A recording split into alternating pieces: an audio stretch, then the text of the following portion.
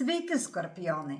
Taigi kalbam apie jūsų Liepos mėnesį, ką daryti, ko nedaryti, bet kaip visada prašau dalintis įrašu, spausti patinka ir pakomentuoti nors nykšteliu ir aišku stebėti mūsų Facebooką, į kurį dedu visą pagrindinę informaciją. Taigi, brangieji, ko galite tikėtis šį Liepos mėnesį darbe? Iš tikrųjų, jums Liepos mėnuo yra puikus visom prasmėm. Ir ne todėl, kad tai atostogų metas, o todėl, kad tai yra labai didelių galimybių metas darbe. Iš tikrųjų visame kame, ne tik darbe. Na, pradėsim nuo to, kad jeigu jūs esate savininkai arba startuoliai, kaip dabar sakoma, startuoliai, kurie norite kažką naujo pradėti, nuveikti, atidaryti savo įmonę arba gauti aukštesnes pareigas, turėtumėte labai save pareklamuoti. Tai yra jūsų reklamos metas. Ta prasme, jūs reklamuojatės ir tuo metu jūs esat pamatomi, nes kartais reklamuojasi kaip į tuštumą. Niekas nevyksta ir išmeti tik pinigus arba energiją. Taip? O šiuo atveju yra kitaip. Jūs reklamuositės ir gausite atgalinę reakciją. Tai va, tai labai gerai. Toliau kitas dalykas, tai labai seksis tiems skorpionams, kurie dirbate protinį darbą su žmonėmis, esat dėstytojai, mokytojai, rašytojai, na visi tie, kurie sėdite prie rašomo stalo ir dirbate su popieriais, dokumentais, tiek aktoriai, pavyzdžiui, kurie turi labai daug ką atsiminti, nes būtent jūsų protinės galios šį mėnesį yra maksimaliai geros, galbūt net stipriausios per visus metus, šiais metais 26 pats stipriausias mėnuo protinės veiklos aktyvinimui. Ir jeigu nusprendėte apsiginti ar disertaciją, ar kokį mokslinį darbą parašyti, ar straipsnį labai rimtą, tai žinokite, kad tas periodas yra jums ypatingai tinkamas ir nuostabus. Turint galvoj, kad jeigu pateiksite į viešumą savo proto darbą, kaip sakant, tai bus pamatytas, pastebėtas ir pripažintas. Tai va. Dabar kitas aspektas yra labai įdomus dėl meilės. Meilės reikalai irgi nenuvils jūsų. Bet čia pakalbėsim jau kitoj srity. Tai va, dabar ką noriu pasakyti. Visais atvejais jums šitas mėnuo yra labai intensyvus, nepaprastai produktyvus. Ir jūsų ryžtas, gebėjimas susitelkti tikslą padės pasiekti pačius rimčiausius iššūkius. Atsiprašau, čia man pritarė katinėlis, nes tik šiandieną anūkė atsivežė, tai jisai kažkodėl tai biški liūdė dar, tai biški pakniaukė laiks nuo laiko. Tai va, tai atsiprašau. Dabar noriu pasakyti, kad antroje mėnesio pusėje jau jūsų ta reklama, apie kurią minėjau, jau duos rezultatų ir jūs galite net išgarsėti, jeigu šitos siekite arba jūsų specialybė tai numato.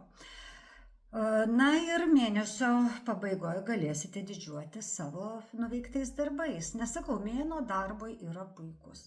Dabar pinigai. Pakankamai reguliarus, pakankamai stabilus, gali atsirasti netikėtų pajamų ir pinigai tikrai nesukels galvos skausmo šį mėnesį. Dabar labai palanki Liepa yra skolų grąžinimui. Tai ne kad jums gražina, bet jūs, jeigu gražinate skolas, tai yra gal kreditą kokį turite, gal iš kaimyno ar giminaičio pasiskolinę esate.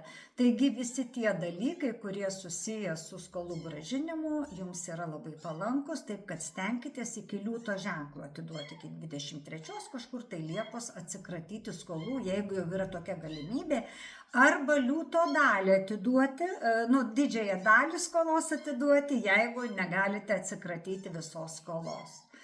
Tai va.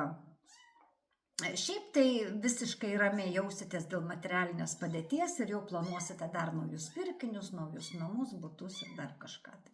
Dabar meilė. Iš tikrųjų reiks tokią reviziją daryti santykiuose ir manau, kad šitas mėnuo skatins tie, kurie jau gyvena porose ir dar nesate iki galo įsipareigoję planuoti bendrą gyvenimą, bendrą šeimą, bendrus santykius ir kažką panašaus. Dabar vienišiai Taip, gali užmegzti pažintį, kuri prasidės labai netikėtai ir nuo draugystės pereis į meilę. Tai kad pradžioje gali būti tik draugiškas ryšys, o po to pereiti į šitą šiltus santykius. Tai va. Dabar labai palanki keliauti su mylimu žmogum. Situacija tokia labai palanki, mėnuo labai palankus ir iš tikrųjų mėnesio pabaigoje pamatysite, kad net prasidėję santykiai, nauji santykiai vis tiek perauga kažkokius brandesnius, stabilesnius santykius. Todėl kelionėse kažkaip tai jūs vienas kitą daugiau pajusite, pamatysite ir tikrai labai palanku keliauti. Dabar apie sveikatą. Kadangi labai daug dirbsite, labai daug judėsite ir intensyvus labai gyvenimas bus, tai neužmirškite, kad geležinių žmonių nėra, kad vis tiek reikia turėti laiko poilsiui ir nors išsimiegojimui. Dabar ypatingai organizmui bus naudingas fizinis aktyvumas, kadangi, sakiau, yra dabar protinio aktyvumo tokia situacija ir fizinis aktyvumas, mes keičiam veiklą, žinot, kaip, kad nori būti sveikas, tai jeigu tu protiškai labai daug dirbai, tai turi po darbo labai daug fiziškai dirbti. Jeigu tu ten kasi griovius visą dieną, tai tada vakare turi žaisti šachmatais arba skaityti knygas. Tai vat mes turim keisti veiklos stilių. Tai va šitas atkreipkite dėmesį ypatingai. Taip pat jums dėl sveikatos šį mėnesį yra pabrėžiama vegetarinė, veganinė dieta, nes jums persivalgyti sunkaus maisto yra žiauriai nepalanku. Nežinau kodėl, bet taip jau yra. Todėl jums palaikyti sveikatą puikia, padės sveika gyvensena ir vegetarizmas ar veganizmas. Tai va.